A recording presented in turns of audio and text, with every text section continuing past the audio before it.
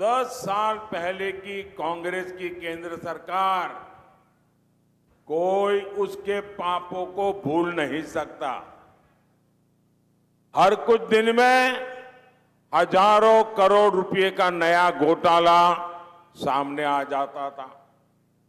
देश के बड़े बड़े शहरों में सीरियल बम ब्लास्ट होते थे। जहां कांग्रेस आई वहां प्रॉब्लम लाई। देश यही देख रहा था।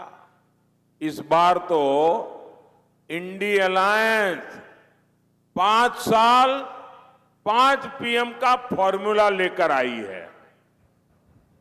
आप कल्पना करिए, इन्हें सत्ता मिली तो ये देश का क्या हाल करेंगे।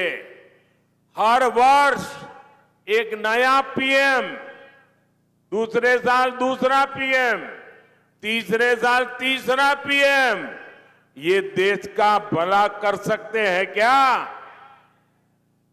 మిత్రులారా 10 సంవత్సరాల క్రితం వరకు కాంగ్రెస్ ప్రభుత్వము ఏ రకమైన పాపాలు చేసిందో మీరెవరూ మర్చిపోలేరు. గత ప్రతి 4 రోజులకి వేల కోట్ల రూపాయల కుంభకోణాలు, అవినీతి స్కాములు బయటపడుతూ ఉండేవి.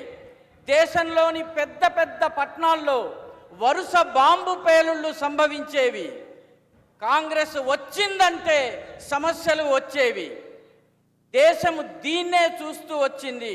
ఈసారి ఇండి అలయన్స్ 5 సంవత్సరాలలో 5గురు ప్రధానమంత్రుల్ని తీసుకొస్తామని చెబుతోంది. మీరొక్కసారి ఊహించండి. రోజుకొక ప్రధానమంత్రి, మొదటి సంవత్సరం ఒక ప్రధానమంత్రి, రెండవ సంవత్సరం ఒక ప్రధానమంత్రి, మూడవ సంవత్సరం ఒక ప్రధానమంత్రి. ఇలాంటి ప్రభుత్వం మనకి కావాలా? ఈ దేశాన్ని అటువంటి వాళ్ళ చేతుల్లోకి మనం అప్పగిద్దామా?